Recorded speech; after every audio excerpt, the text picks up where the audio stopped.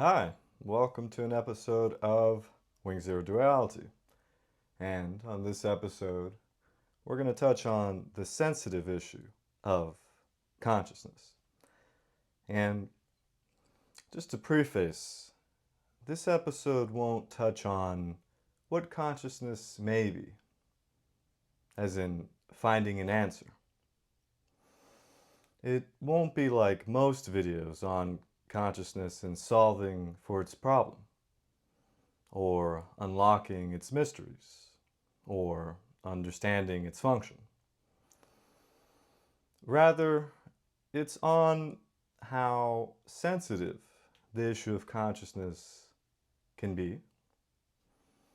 Certainly, because of the complexity often attributed and associated with the issue of consciousness, the topic tends to be more of a heavier, more involved topic that's particularly nuanced. And so, the issue or the question may not appear as often in most people's day-to-day lives. And so, this episode is geared towards whether the sensitive issue of consciousness, then, can be more of a day-to-day life sort of discussion. And in our day-to-day lives, do we not face challenges? Challenges of which can be rudimentary, routine, to large or unexpected. And so, the sensitive issue is one that, because of its sensitivity, it's relegated to a sensitive sort of look into it. A sensitive issue has a quality of mind, does it not? Attributed to what sensitivity is required to go into an issue, such as the one of consciousness. And so, what quality of mind is that?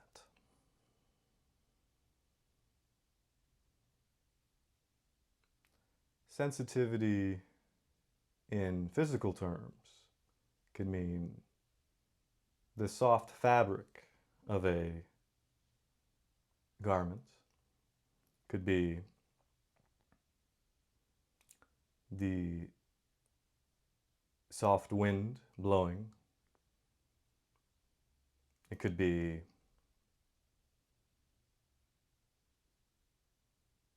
all sorts of things that one can imagine for oneself.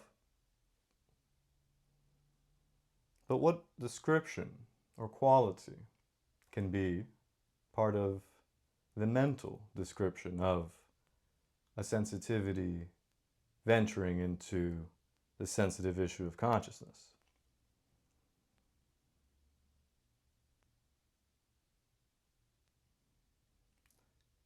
The issue then, if we were to explore a little bit more, we'd be able to tap into perhaps an answer to that question. The question of the quality of mind that can venture into the sensitive issue of consciousness. Perhaps we can explore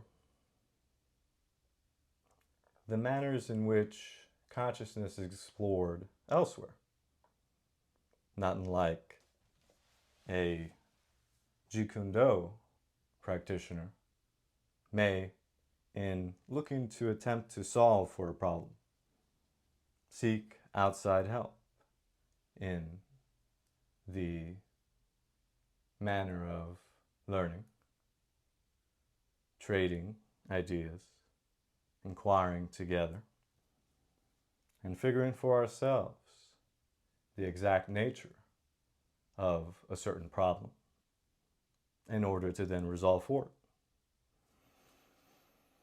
So, if we, which I assume you may have seen for yourself, watching a video on the nature of consciousness, the questions surrounding it, that you are interested in the question of the nature of consciousness and the manners of which we see consciousness spoken about, discussed over, and looked into. We see that the question is often relegated to the expertise of scientists, anywhere from psychologists to medical doctors and even physicists. And the last of those three sciences, interestingly enough, is a science of which is probably the last one that has integrated such a question into its research endeavors. The question of what are the physical laws which govern the nature of consciousness. And the field has been largely debating over the matter. In the past, physics and philosophy were something of which was much more commonplace. I suppose it stood in the research tools in place of experimental tools. Eventually, conductors and computers and reactors have largely replaced the role of philosophical inquiry in understanding the fundamental laws of nature. And we see that today with the introduction of the question of what is the nature of consciousness? The very fact that consciousness is the tool which is being used to understand itself then may prompt the question of combining the sensitivity of a physical tool.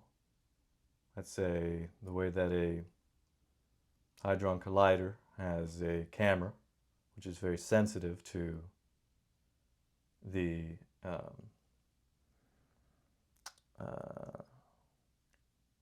how do you call it? The particle collision. And apply such a quality of sensitivity to the tool that is being used to study consciousness, which is consciousness. And so sensitivity then is, in modern parlance, a word more used in terms of other sorts of sensitive issues, some of which include political, religious, one's dealing in violence, one's dealing in sex and gender, one's dealing in all sorts of things, so on and so on. And so then, sensitivity in those contexts tends to be a more skilled or choiceful manner of entering a conversation about or a discussion about such matters. And what exactly is that quality? When the aspect of inquiring as to the fundamental laws of nature is included into the discussion on a sensitive issue. Because, for example, politically. We may be divided by political ideology, and then sensitivity would be having understanding of the divisive nature of such a discussion, or a look into political ideology, opposing political ideologies, and the like. The sort of sensitivity which underlies a question in relation to the fundamental laws of nature, then, may not be so well definable by sensitivity used in the context of, say, political discussion. Why is that? Is it because the fundamental aspect of the certain laws of nature which we're looking to apply to this discussion, by definition, is of a nature of unity, of simplification, refinement, one lacking in fragmentation or division or conflict? The fundamental laws of nature.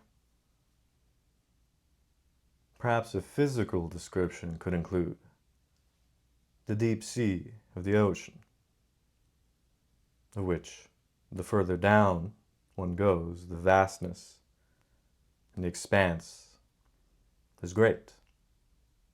So great that the notion of division, let's say, that we see on land, or even on the surface through waves, is absent. And so, then, the sensitivity of the tool of consciousness, can it be described and be useful in the context of such a discussion, as one which is undivided, lacking in fragmentation, not less than fundamental.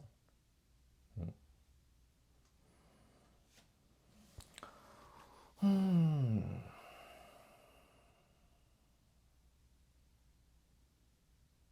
so then, back to the overall question, which is,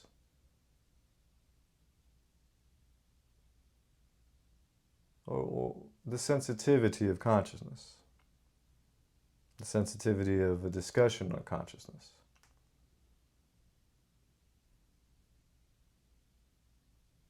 What I mean by that is, that's like two sides of the same coin, considering that consciousness is not only the, let's say, tool, but also the problem looking to be solved by such tool. In Jeet-Kune-Do, the martial art, as described by one of its practitioners, includes one or more of the practitioners of Jeet-Kune-Do. It includes the weapon, or, right, whether it be, it's in the context of martial arts, the weapon is not only a tool against an opponent, but oneself. Oneself, obviously not physically, but psychologically,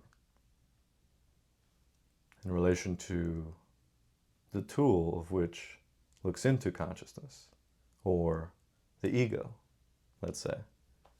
The ego is usually defined as related to the notion of oneself. I think we've hit something here. Oneself being so intimately tied to the discussion on consciousness perhaps makes for its sensitivity, the sensitive nature of such a discussion, simultaneously.